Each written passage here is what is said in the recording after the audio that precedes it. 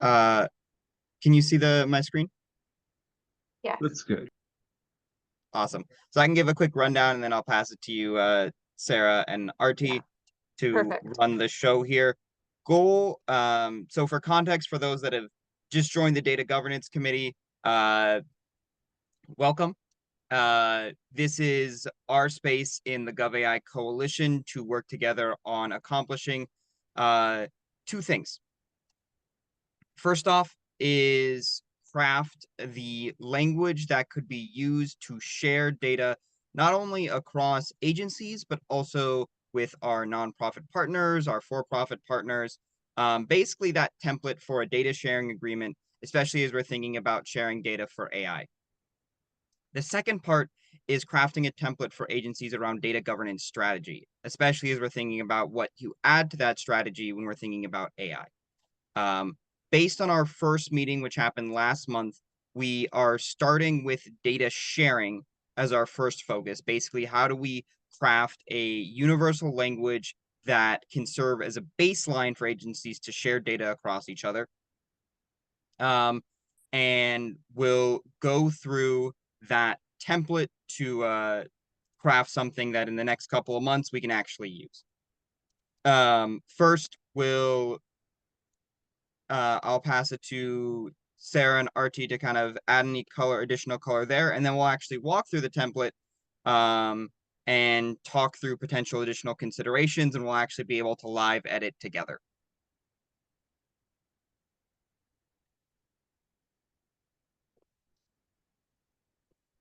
And yeah, with that, I'll pass it to you, Sarah. Awesome. Thank you. So I was actually not present for the previous meeting, so thank you everyone for holding it down.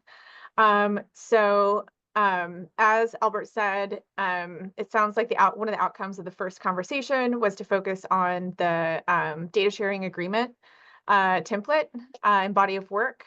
So we have started using some great existing resources from the state of Texas, Sacramento, as well, and we're trying to kind of pull together what we think are some consistent across the board best practices and terms into one template agreement.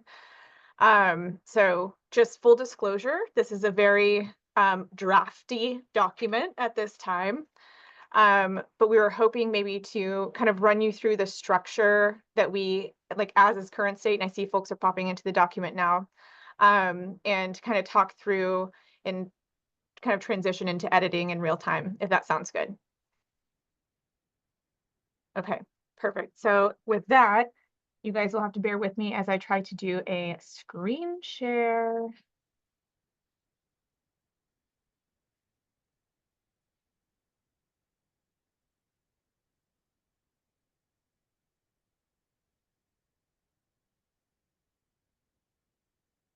Are y'all seeing my screen? Okay, Absolutely. cool. Is it big enough, or do I need to make it a slightly bit bigger just for folks? I want to make sure. Can you zoom in a couple times just for Yes. those who have the Monday morning computer eyes? Yes. Yeah, that'd be I'm great. with you. Thanks. Or afternoon for us. We've already gone through the morning and the eyes haven't cleared up yet. So Listen, it's fine. we appreciate that. I've had 2 coffees and I'm still not awake, so I feel you. Okay. Okay, so as I said, we're kind of throwing together this template based on some existing resources that folks have shared out. So I will just preface this by saying, as we start to get into the details of this document, there are things that we reference to that need to be templatized, some comments that we'll kind of talk through along the way. We know there's some language and consistency issues because, full disclosure, I was still adding things this morning and didn't have time to make that rectification. So just be a little flexible as we think about this. But I think first we will just, I should silence those notifications. We'll just jump right in. So what you're seeing on my screen is the working version, and a lot of you folks are already in it, of the data sharing agreement template that we are kind of building out. First, I'll just run like high level through structure. There's a purpose statement, an authority statement, definitions, as you'll see here, and also some weird track changing spacing issues. So formatting is obviously also going to be a thing. The scope of information exchange, which references kind of an addendum or an attachment at the end with more detail. Duties and responsibilities of the data provider or the disclosing agency and the receiving agency. And that's some of the terminology we have to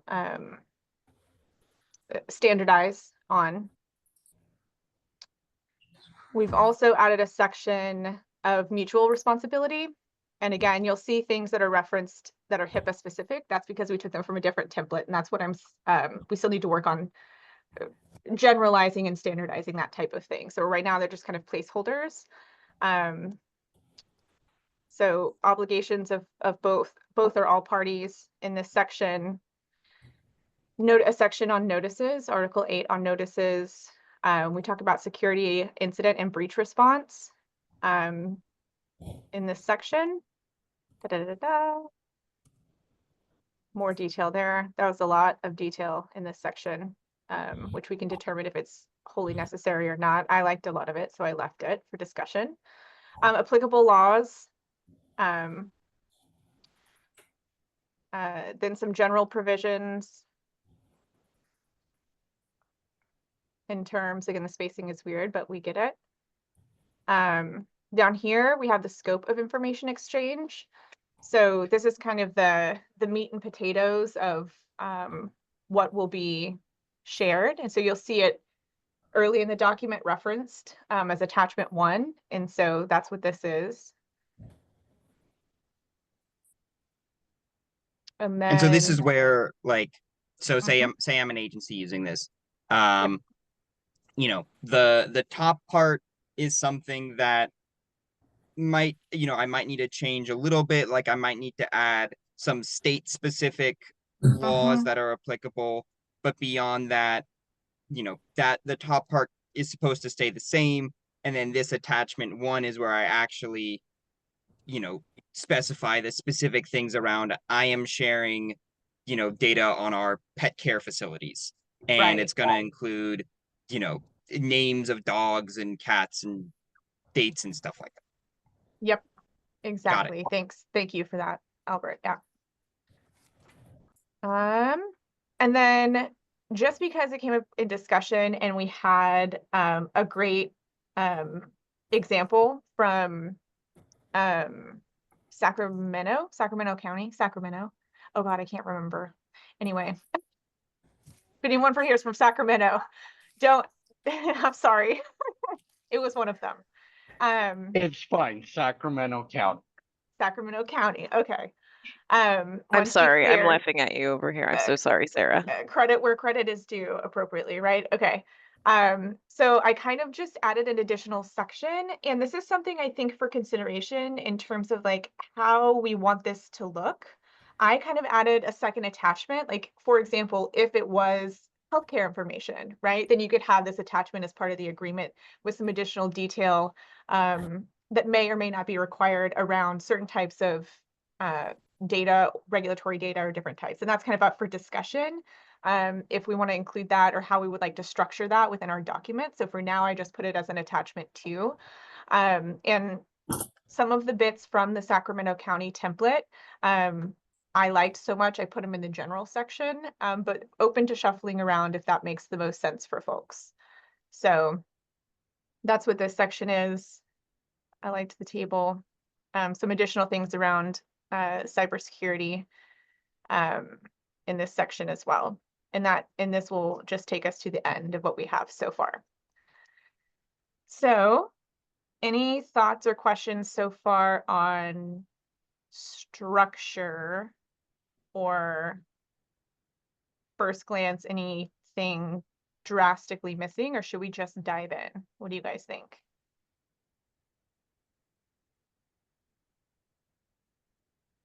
I think structurally, at a holistic level, it looks fine. I think for some of the counties, there'd probably be a lot of dissemination to our county policies when it comes to any type of requirements. So if you're okay for us to chop it up at that level there while keeping the theme in place.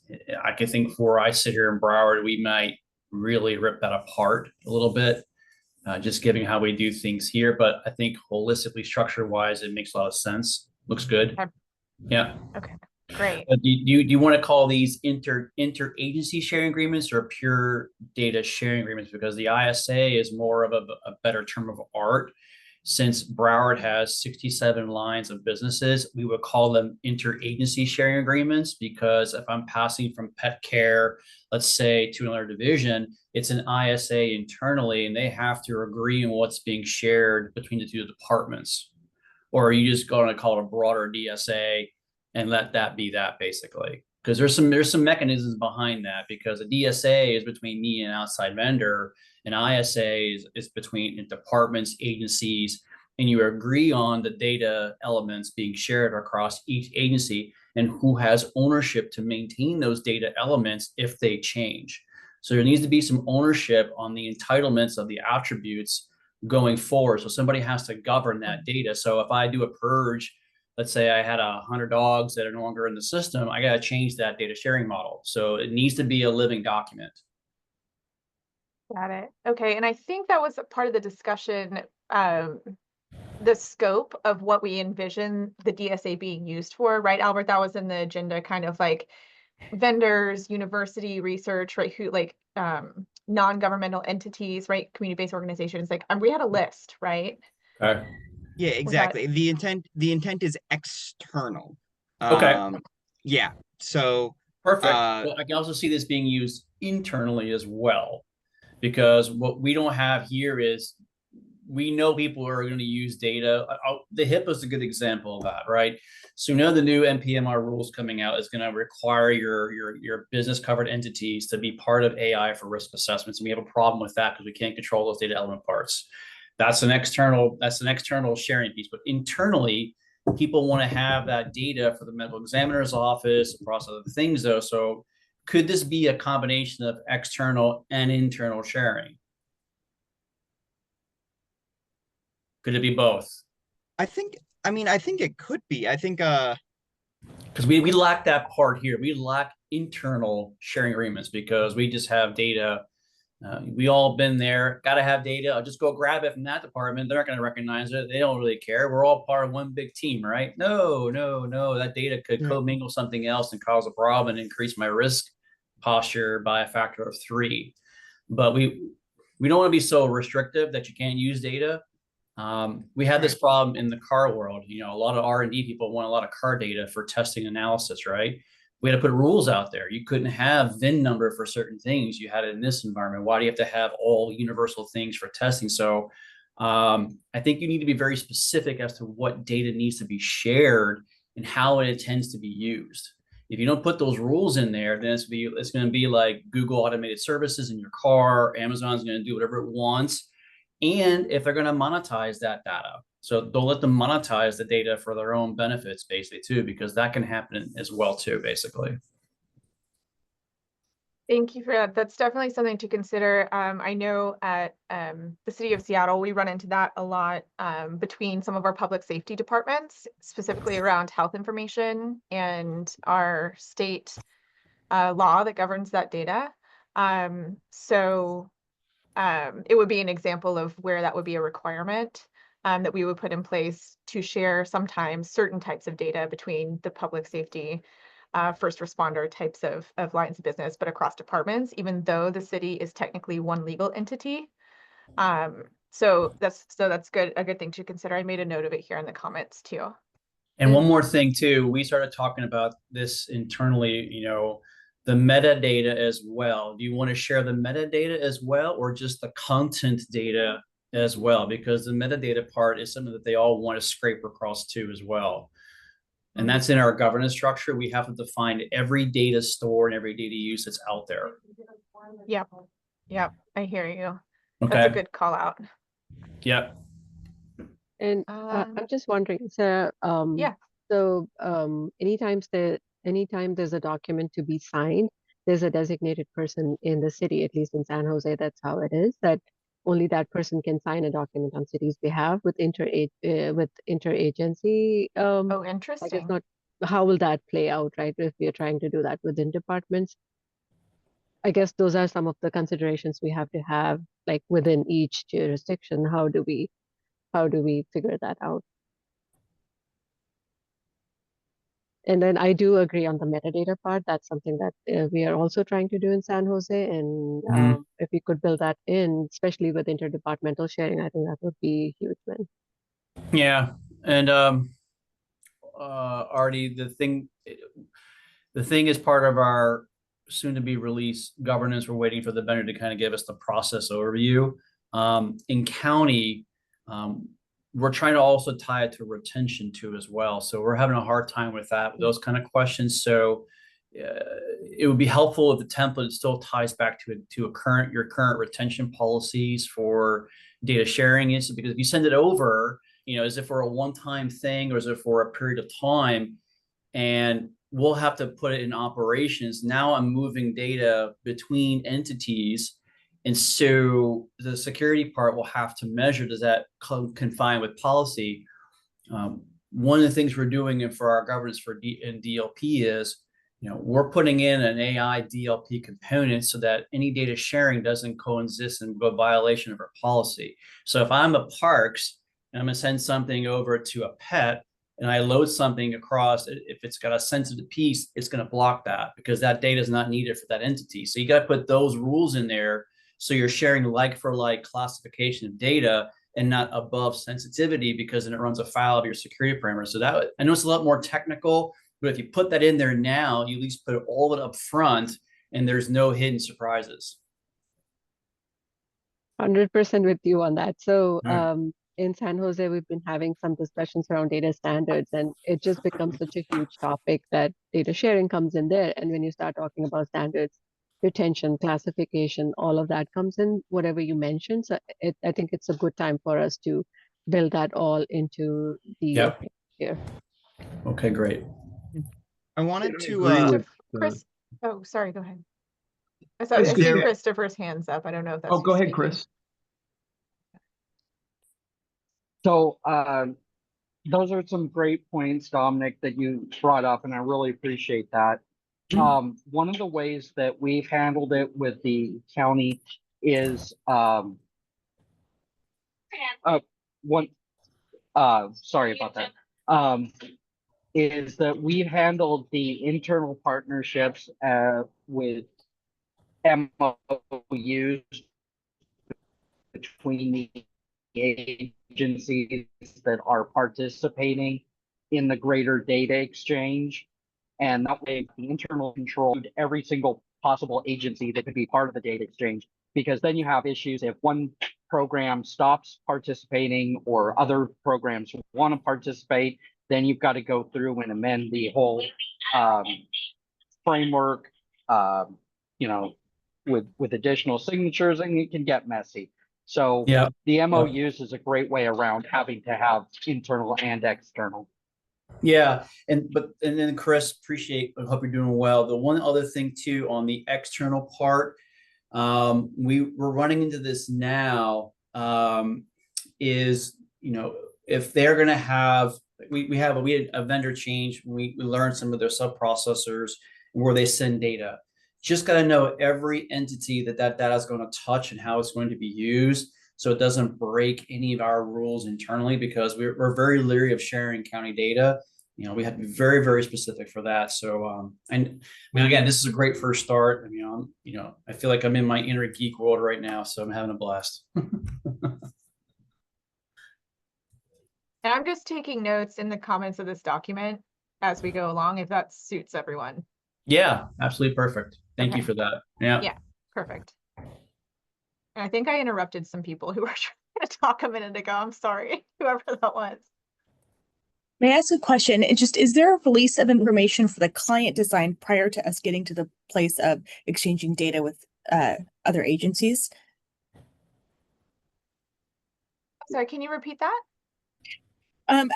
In our county where we're going through a release of information process for the client design to then release the data, into to be able to be shared with outside agencies or even interagency. So just curious if that was a component of this template. I don't think I had considered it, but Albert or RT, if Meg, you, yeah. Yeah, so you're saying there's a client that you're serving as the county. So you're serving, like, is this another Like, let's say it organization? would, no, so it would be a client. So if a client comes in and they're getting literacy Mhm. services at the library, let's say, I see. and we're tracking that they're getting that service, and that we're going to then share that that data element maybe with probation, because now the folks on probation are seeing that client A is actually going and attending literacy services, and then and then they're also participating in a workforce development program, let's say. Yeah. But they have to release that set of information in order for the data set to be available within our data mart to them. So it would be like consent. Exactly. Got it. I don't, as it currently stands, it's not within the document to my knowledge. But I don't know kind of how the previous conversations with the team had gone, as if that would be, or with the committee here, on if that would be something that could potentially be in scope or not. I'm not sure. What do you guys think? So I think it's certainly something where what we could have potentially as like a I don't know if it's an exhibit or an attachment or even just a little blurb. Like I've seen places like Long Beach, for example, where they just have they have a general notice of anything shared with the city is shared with all of the city.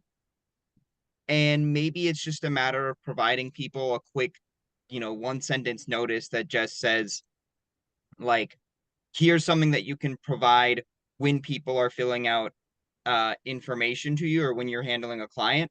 An additional notice that you can put in there that says, like, this data will be maybe shared with, across the agency and with, trusted third parties to provide the services or, to something like that. So it would be like a TNC attached to any data collection process, right? Rather than a Yeah, separate agreement. yeah, and I'm thinking it doesn't necessarily need to be like a full-fledged TNC, but even just like the sentence next to that checkbox that you have when you're filling Yeah. out a form, for example.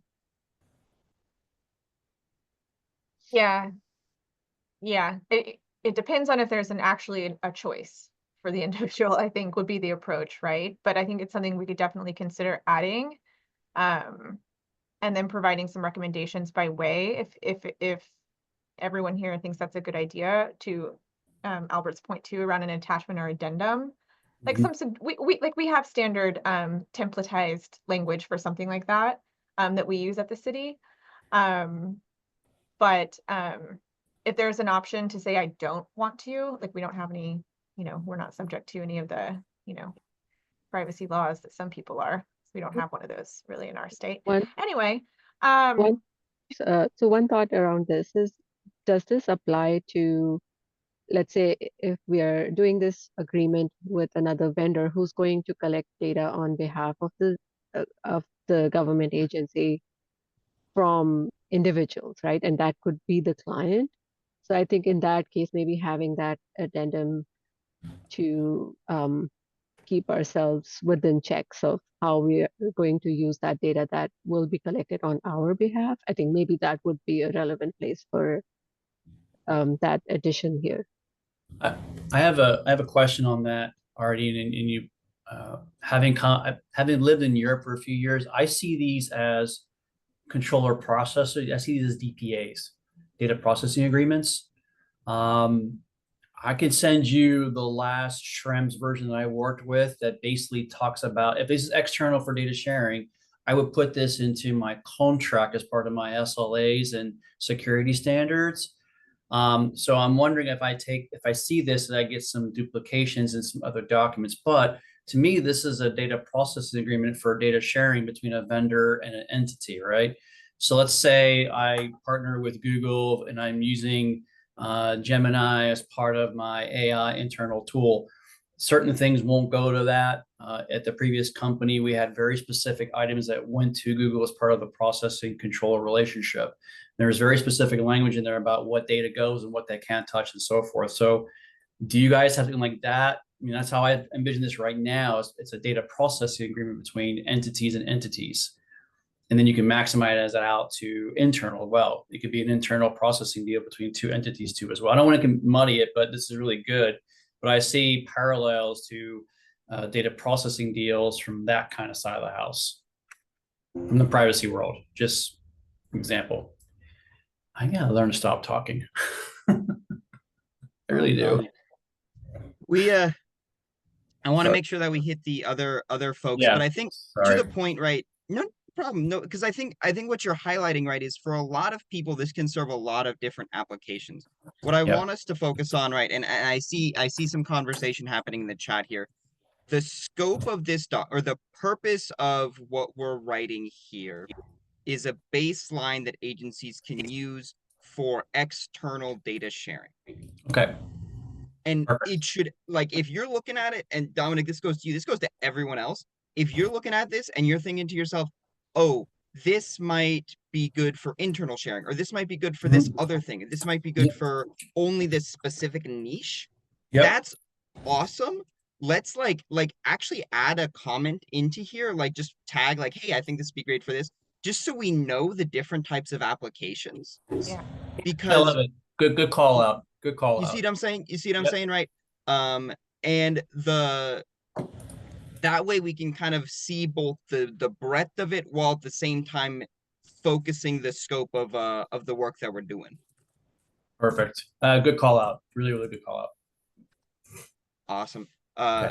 And then I saw Chris, and then I saw Ursula after that.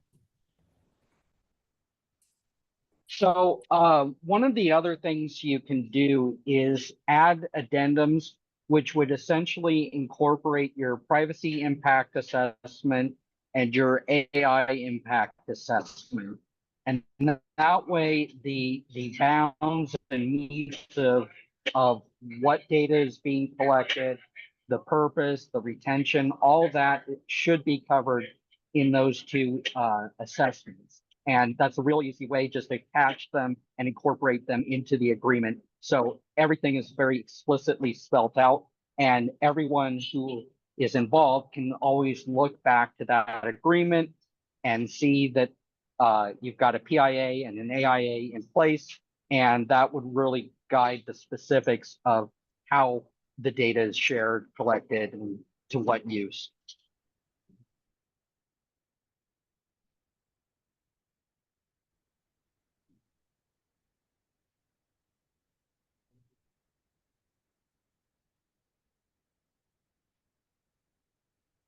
What's next?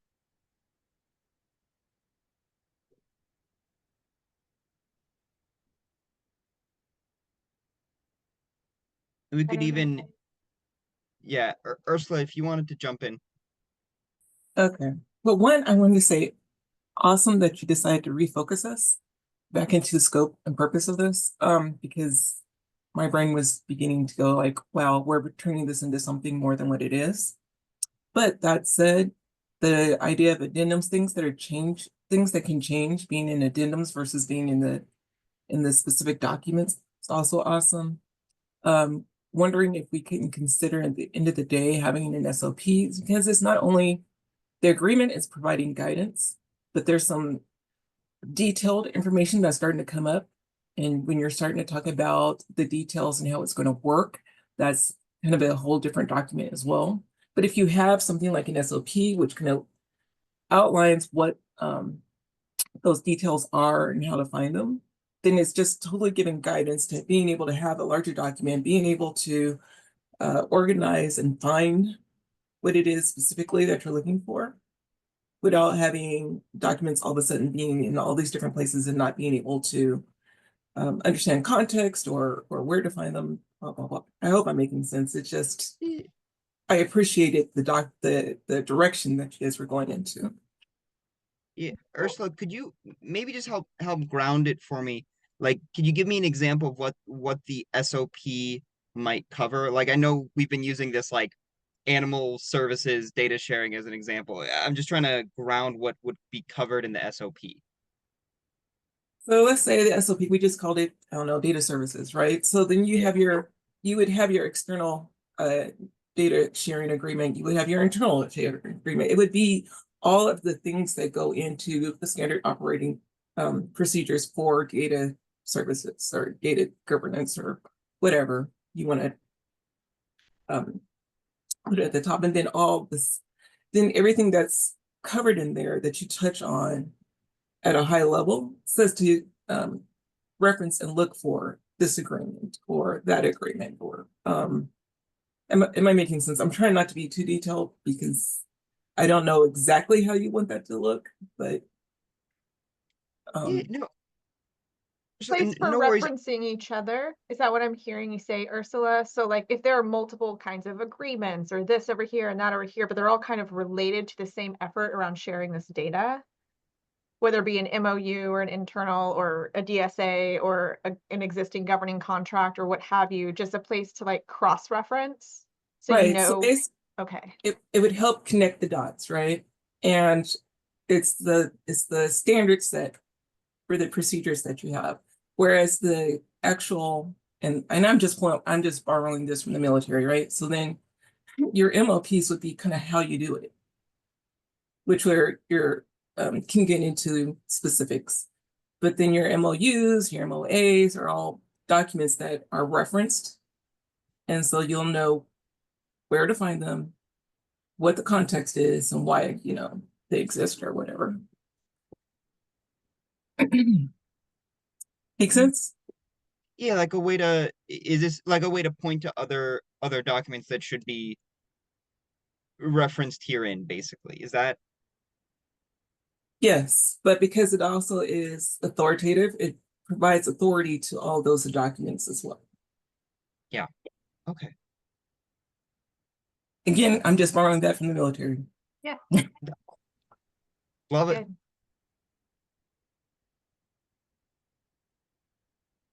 Jonathan, did you want to jump in? Yeah, just a couple of comments. I like what Dominic had said about retention, considerations for that, but then also thinking about what we do in San Diego here and sharing GIS data with regional agencies. One experience has been indemnification and we have a boilerplate template and we bring another agency into the conversation and their attorneys get a hold of the agreement and they put in their own indemnification wording. I don't know if we have I didn't see a separate section on indemnification, but that might be something for consideration. Because the data sharing entities that are part of this agreement may want to put some of their own indemnification wording into it. Yeah, we also have that. It's a good point. We also have that in our standard DSA template language at the city. So good call out. Let me just add a little note somewhere down here to say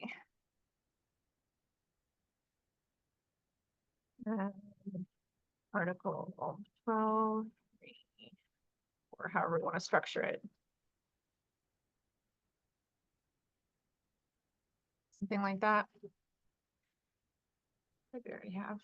Okay, cool. Who's next? Other thoughts?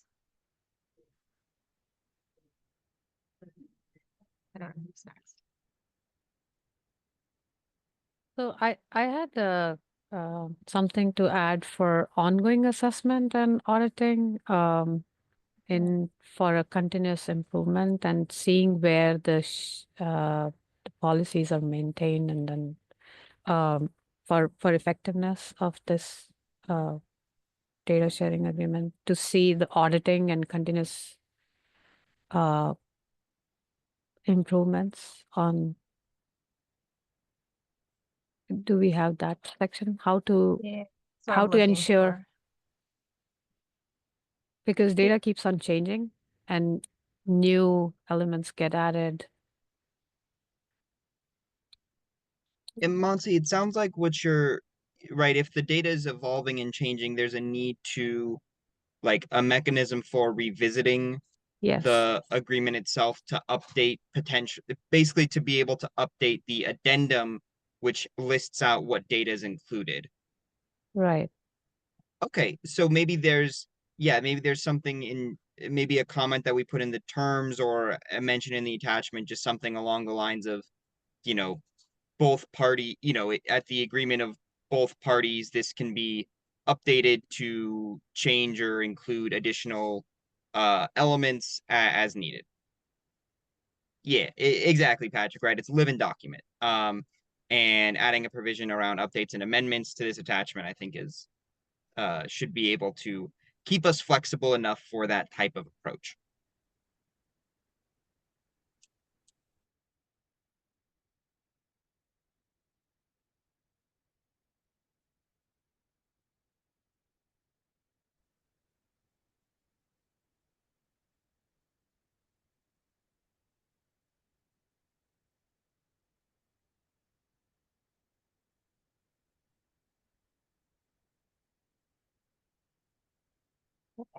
Anything else off the top? I don't know if there are any more hands. I can't see. They look good. Okay, gonna go back up. How are we on time?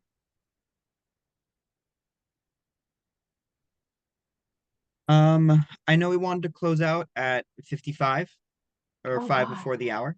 Okay, all right. I will need to drop off now. I'm sorry, but if anybody wants to connect, I'm available. This is awesome stuff. When you have the latest version of this template, I'm going to take this to two places. One, my technologist that works with me on our team and kind of get a sense of it. And secondly, with my security team and see if we have something similar for that too as well. So I'm in this. I really want to help drive this. This is something that was really good along the way. You all should be commended for this. So just glad to be a part of this really intelligent group of folks here. So I wish you all a good rest of your morning and afternoon. And coffee is a good friend of yours today. Every day. All right. Thanks, everybody. Take care. Appreciate everybody. Yep. Okay. Well, I know I want to use the rest of the time we have as effectively as we can, but I know we only have 15 minutes. So shall we just start kind of going through some of these comments or the details of what these sections are, or would that be an effective use of time for folks? We should get rolling. Okay, let's do it. Okay, so at the top, obviously we need to right size some of this language again, but we're kind of loosely referring to this as a data exchange compact. So that's what you see when it looks like December. There are some thoughts to put forth to the group here around should we pull in common principles for using the data, effectively how the requirements or effectively the requirements for how people can use the data, and then maybe leverage some of the stuff from the AI policy and the vendor agreements as general principles.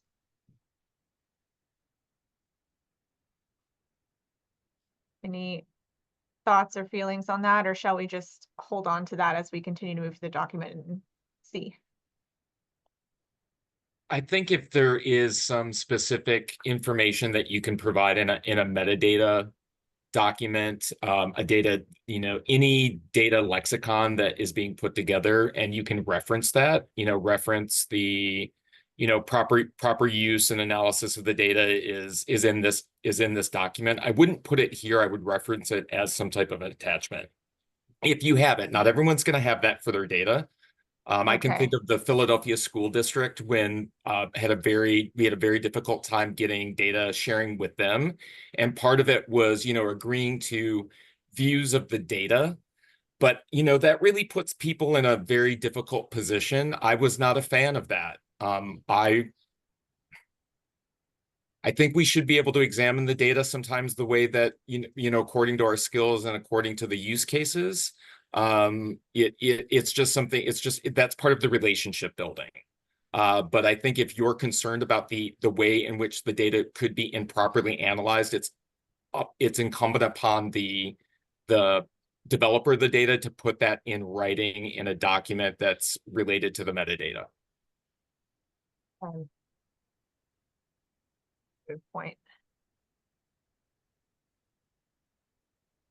Okay. All right. So jumping to the purpose section, basically the purpose of this document is to facilitate disclosure of or access to information. Generally speaking, to describe each participating state agency's rights and obligations with respect to the information and the limited purposes for which the receiving agency may use or have access to the information. And then I had a thought, I had added this statement, and maybe this is implied by an agreement, but I always like things to be explicit. So I said, basically this document, I added just a general line to say the details of this document and the data sharing agreement basically is the limitations around the use of the data, right? So kind of an approach of like, will be used for no other purpose other than what is defined here type of thing. I do know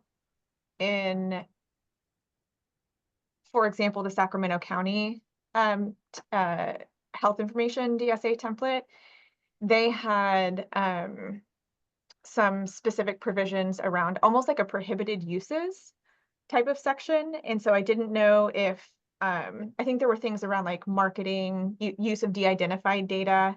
There were some specific provisions around use and associated limitations or prohibitions. And so I didn't know if this kind of broad and general statement was good enough, or if we think there might be a need for kind of some more explicit detailed information around what is or is not allowed with the data. So I don't know if you guys have thoughts on that. I like the direction you went with no marketing, no sales, no de-anonymizing if the data is anonymized. So I think some of that is valuable here, and you can let people add more, depending on their need. And Okay, again, so the context of the data. Okay, so you think we should leave this sentence, but also maybe be a little bit more explicit around the examples, right? Yeah. Is what I'm hearing. Okay. So bullet point 2, do we want to remove state from there? Because this is the Texas template, so it was meant for the Texas state interagency sharing. I'm sorry, where? Bullet 2, Bullet under 2. purpose, if we remove state from there. Oh, yeah. Thank you. Yeah.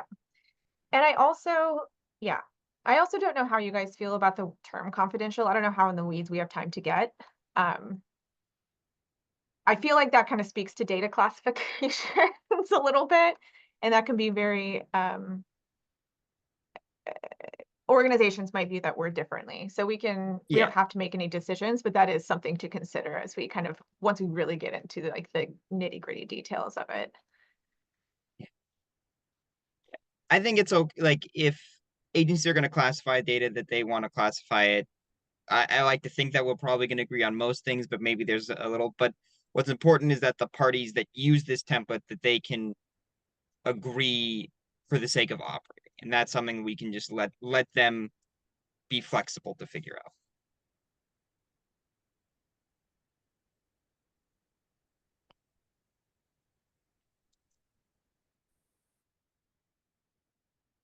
Okay. Cool. Authority, we see that we have to update the authority section. Everyone will have their own kind of flavor of authority provisions to add here. So yes, we do know that needs to happen. So this again will be, state will go away. And then here it references basically FOIAs, we call them PRAs, the Public Records Act. So I think that's a good call out here. And then we get into definitions. Definitions, there's not that many definitions, and I love a definition. So I kind of thought there's an opportunity for us to really go whole hog on this if we wanted to, but I also I don't know what you guys think is appropriate. So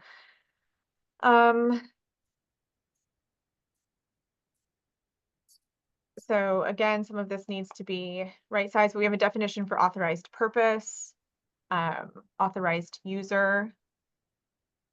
We do reference metadata here as well.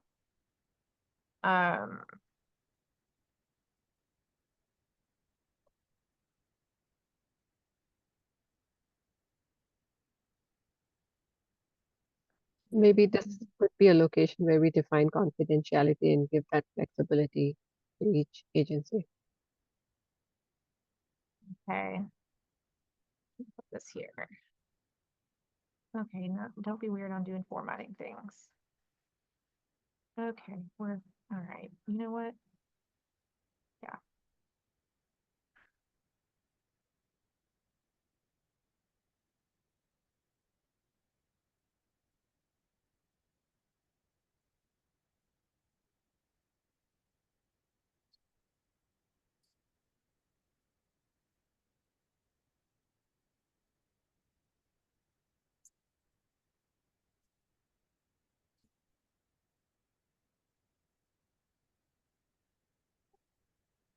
Point. So authorized user. I feel like that's like generally pretty standard. This was an interesting provision. There was a provision in here around who's completed training. So authorized users must have completed training. And I guess everyone can remove that if it's not applicable to their organization. I think that needs some of these requirements around the data breach and privacy I think are totally appropriate in the context of what the data is. And if it's a regulatory, if it's a data under a regulatory scheme, and maybe there's just a term that needs to be applied here. Like if under regulatory scheme, example, high trust HIPAA, then that training is definitely something that they need to be thinking about having. And would be on my end, I would say you would need to have that. For that type of data, but something that doesn't have a PII, PHI rights impacting, some of these things need to be kind of conditioned as optional based on the classification of the data. Yeah. Something like just like at the front of it, it says like if HIPAA, if regulated data based on some law, who's completed the training for that specific purpose or something like that. Maybe actually a meta level for the document that when this data is considered by the issuing agency to be classified under for example regulatory schemes such as in containing personally identifiable information that would not to get too legalese, but then by which you are accountable to federal and state laws for. Or even across the potentially across the country, then things that are marked with a double asterisk are items that we recommend you include because of the classified nature of the data. Otherwise, optional. And that way you don't have to say it every single time. You could note it as these things that are applicable to the high level classification, privacy, sensitivity of the data. Yeah. No, that makes sense. Just a thought. Yeah, I like it. We then go on to have a brief definition of metadata and record. So we talked about them. Yep. So you could expand metadata to include all information about the usability, the definitions of the usability of the data. There's a note about retention, associated retention policies. I actually think that needs to be called out separately in the agreement. And I think it's elsewhere about how long you agree to maintain the data or how long the data can be used. I think that's just a separate condition itself. Okay. Yep. And I do think well, maybe there wasn't. We'll have to check. But yeah, that's a good point. Record and the wonky formatting. And I want to be mindful of time. So Albert, we're supposed to stop in like 2 minutes. So I think we should maybe spend some time thinking, discussing what next steps might be for the next meeting of the group. I know that I think one of the obvious things that will help with the readability of the document is going in and right-sizing the language, taking all the references to state out, for example, or something like that, right? Kind of merging the language of the two templates we were kind of using to put the content together. So I think that that's one thing to do. I feel as though maybe, and just open to feedback on this, if folks want to go in and kind of reference and comment some things that they think might be missing in the document, or some ideas, kind of how we were discussing earlier around this would be good part of an addendum, or this would be good for this use case, right, of this one niche kind of situation that I'm thinking of. This provision would be applicable in that context, that type of thing. That might be really helpful. Thoughts on that, Albert or RT? Do you have any? No? Yep. Yeah, Sarah, I'm fully in line with that. And if people are able to add in additional comments offline after this, great. Yep. And then Sarah, RT, we can discuss how we want to update the document in accordance with those comments. Yeah, I think so. I think the goal is hopefully by the next time we meet to have a more incorporated version based on some of y'all's feedback, and a little bit cleaner, tighter version to look at in terms of language and also track changes, because it's hard to look at with all the track changes sometimes in the formatting wonkiness. So so I feel as though that's a good place to stop. And then next time we can kind of do another round of here's where we're at based on the feedback received with folks, if that sounds good. Cool. That's good. Thank you, Sarah. Yeah, let me stop sharing here. Awesome. Any other thoughts or questions before we run away? No, everyone's like, let me get out of here. Okay. All right, well, thank you guys. Yeah, thank you for leading this, Sarah, and having 40 cooks in this kitchen as we're going through it. Yeah, Thank listen, you. we are in the weeds. I love it. I love being in the weeds. It's actually my favorite place to be. The attention to detail is super important. So, All right. Yeah. Thank you, everyone. thank you. Thank you. Thank you, everyone.